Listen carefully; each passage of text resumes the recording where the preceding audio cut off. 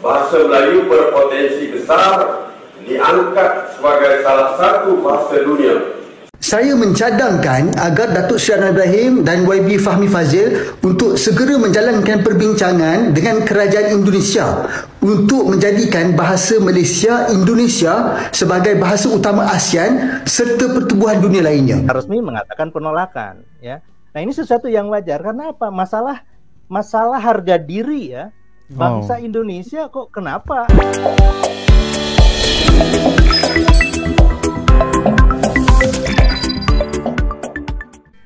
Assalamualaikum warahmatullahi wabarakatuh. Halo teman-teman, jumpa lagi di Aryan M Channel.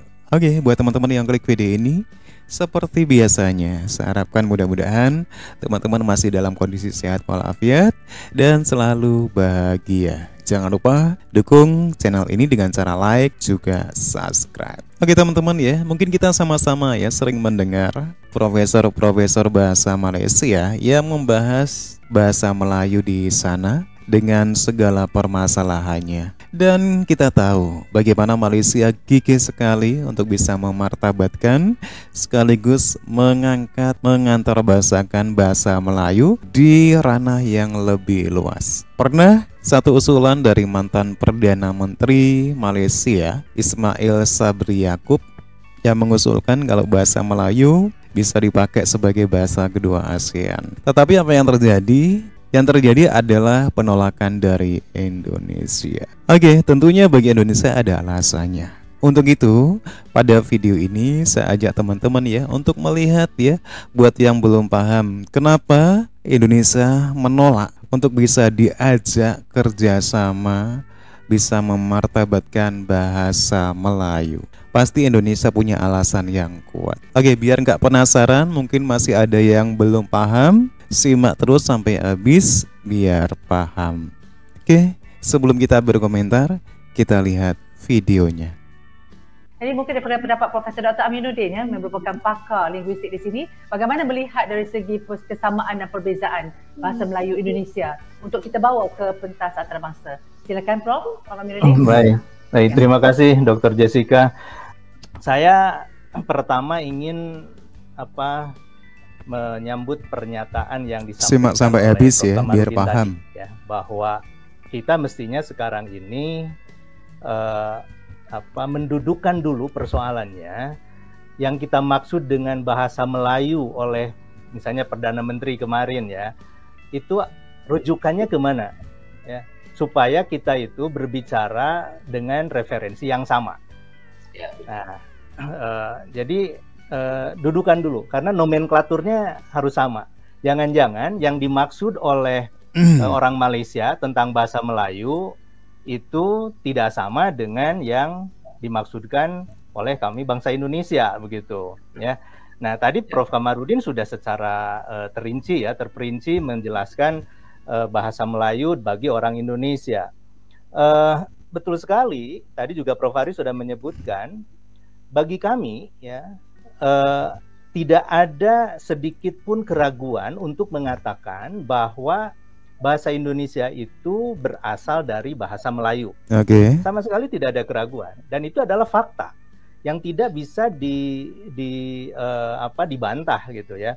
Nah, tetapi sejak tahun 28 ya, pada tanggal 28 Oktober tahun 28 melalui Sumpah Pemuda kami menamai bahasa Malaysia, bahasa Melayu tadi dengan bahasa Indonesia supaya satu nafas dengan perjuangan bangsa Indonesia waktu itu yang sedang berjuang untuk merdeka.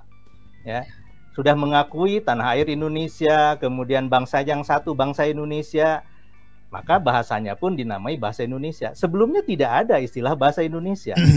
Nah, oleh karena itu ketika Indonesia merdeka ya, pada tahun 45, di tanggal 18 Agustus tahun 45, pernyataan bahwa bahasa Indonesia itu sebagai bahasa negara itu dimasukkan ke dalam Undang-Undang Dasar tahun 45 dalam konstitusi, seperti halnya Malaysia ya, menyatakan bahwa bahasa Malaysia itu menjadi bahasa kebangsaan ya. Nah, ini saya baru tahu kalau kemudian pada tahun 86 tadi disampaikan oleh Prof. Kamarudin itu berubah menjadi istilahnya menjadi bahasa Melayu gitu ya. Baru kali ini saya tahu. Nah, sementara ya bahasa Indonesia ini berkembang, jadi titik tolak perkembangan bahasa Indonesia itu sebetulnya adalah ketika tahun 28, kemudian berlanjut pada tahun 45 ketika merdeka, kemudian berkembanglah kebahasaan Indonesia, kesastraan Indonesia yang relatif berbeda dengan perkembangan bahasa Melayu, ya, sebagai bahasa asalnya, ya, sebagai bahasa induknya. Nah, bahasa Indonesia itu berkembang, saya menyebutnya jauh melebihi asal muasalnya begitu, ya, karena bahasa Indonesia itu setelah penetapan status, ya, perencanaan statusnya diangkat menjadi bahasa negara, itu dikembangkan korpusnya. Nah, melalui korpus ini kami punya mengembangkan kamusnya, mengembangkan ejaannya, mengembangkan tata bahasanya, begitu. Yang semuanya ini kami sebut dalam nama bahasa Indonesia. Sementara yang namanya bahasa Melayu bagi orang Indonesia itu adalah salah satu dari 718 bahasa daerah. Jadi ketika misalnya kita menyebut bahasa Melayu, asosiasinya adalah bahasa daerah. Ya. Nah, bahasa Melayu menurut catatan kami di Badan Bahasa itu di Indonesia ini ada 87 dialek, ya. Jadi bisa dibayangkan dari barat banyak juga sampai ya timur, dialek Melayu. Ini bahasa Melayu ini sudah banyak sekali ragamnya gitu ya. Perbedaan dari masing-masing dialek juga kelihatan gitu. Nah, ada 87 ragam dialek bahasa Melayu. Jadi ketika misalnya dikatakan, oh mari kita perkasakan, mari kita jayakan bahasa Melayu menjadi bahasa antar bangsa, menjadi bahasa internasional, ya pasti saja kami akan menolak begitu. Karena mengapa kami harus menggunakan istilah itu? Karena bagi kami ini adalah bahasa Indonesia, bukan bahasa Melayu, bukan bahasa Malaysia.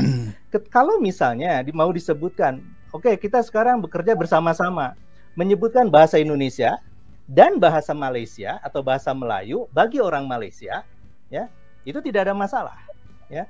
Tetapi kalau menyebut salah satu, nah ini pasti jadi masalah. Seperti halnya pengakuan, ya, dan pernyataan langsung dari Perdana Menteri, ya, Malaysia waktu hari Jumat bertemu dengan Presiden Joko Widodo mengatakan Presiden Joko Widodo sudah bersetuju. Ya kami tentu saja kelimpungan, ya. Kami bingung gitu. Dari mana ini asalnya? Karena ternyata Menteri Luar Negeri pun mengatakan memang ada usulan itu, tapi akan kami pelajari, ya, secara mendalam. Kemudian pada hari berikutnya, minggu berikutnya, Menteri Pendidikan, Kebudayaan, Riset dan Teknologi secara resmi mengatakan penolakan, ya. Nah, ini sesuatu yang wajar karena apa? Masalah harga diri, ya. Bangsa Indonesia kok kenapa tiba-tiba gitu mengusulkan bahasa Melayu. Bagi kami ya pasti akan harus bahasa Indonesia.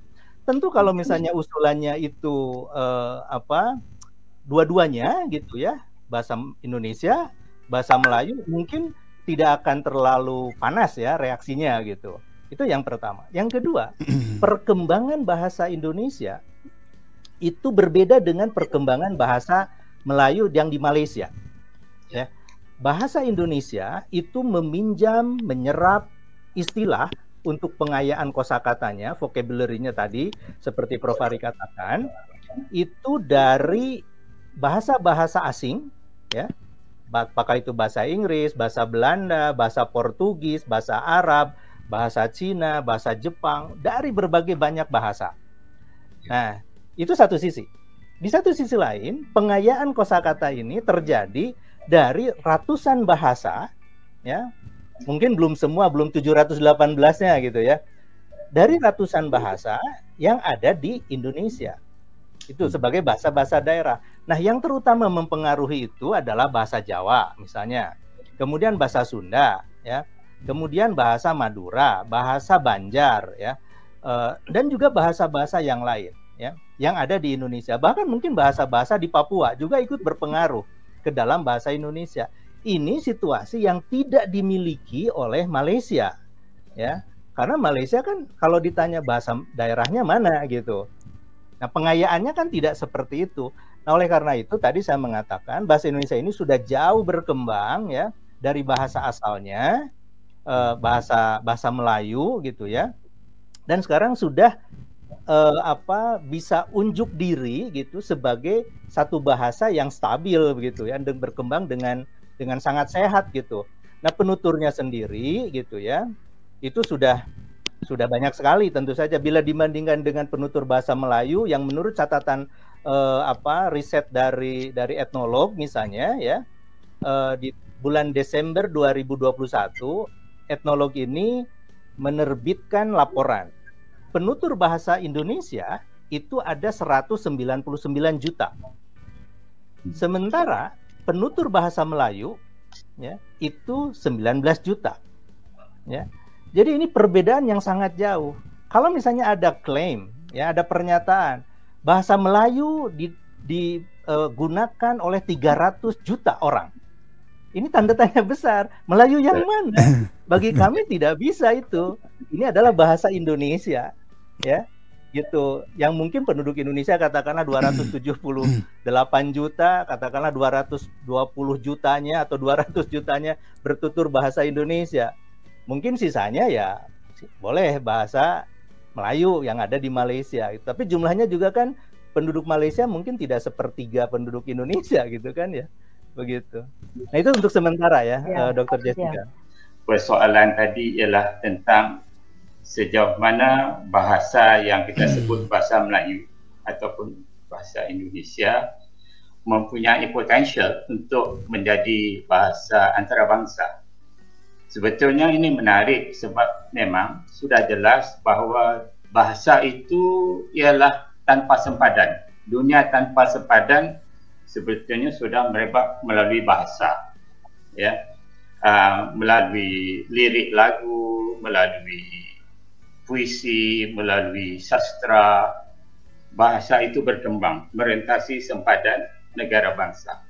Jadi saya melihat kita mempunyai bahasa serumpun tetapi sudah tidak serupa, ya, sama seperti pohon bougainville di rumah saya.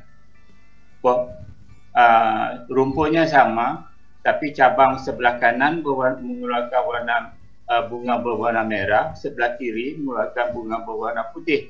Dia serumpun. Jadi pada saya bahasa kita ini sudah menjadi begitu. Oke, teman-teman ya, demikian ya satu cuplikan video. Dengan melihat video ini, mudah-mudahan kita paham ya.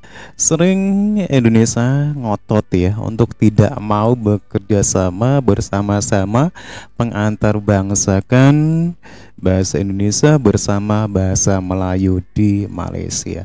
Dengan melihat video ini, teman-teman ya, bisa kita ambil beberapa poin kenapa Indonesia tidak mau diajak kerjasama untuk bisa memartabatkan bahasa Indonesia dengan bahasa Melayu. Karena ini satu identitas ya, identitas dari bangsa Indonesia. Bahasa Melayu ya identitasnya dari Malaysia gitu ya, buat Malaysia ya.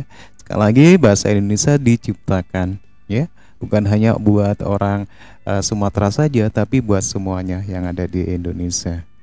Oke, dari segi penutur juga sudah jauh beda. Kemudian dari segi penutur, kita tahu ya bagaimana penutur bahasa Indonesia dibanding dengan penutur bahasa Melayu yang lebih minim. Tentunya ini menjadikan alasan kenapa Indonesia tidak mau diajak kerjasama mengantar-bangsakan barang-barang bahasa Indonesia dan bahasa Melayu. Juga ada satu perbedaan antar bahasa Indonesia juga bahasa Malaysia, terutama dalam pengembangan, dalam hal penyerapan, peminjaman kata-kata dari bahasa asing, juga dari bahasa-bahasa daerah yang ada di Indonesia. Ini sudah jauh berbeda, teman-teman. Mungkin beberapa poin ini yang menyebabkan Indonesia tidak mau diajak kerjasama untuk bisa sama-sama mengantarbangsakan bahasa Indonesia bersama bahasa Melayu. Lebih memutuskan untuk berjalan sendiri-sendiri. Tapi terbukti ya, karena semakin baiknya bahasa Indonesia, alhamdulillah bisa diterima sebagai bahasa resmi di UNESCO. Oke, demikian teman-teman ya. Mudah-mudahan dengan melihat video ini kita semua paham. Demikian, terima kasih. Jangan lupa subscribe. Sampai jumpa lagi di video berikutnya. Wassalamualaikum warahmatullahi wabarakatuh.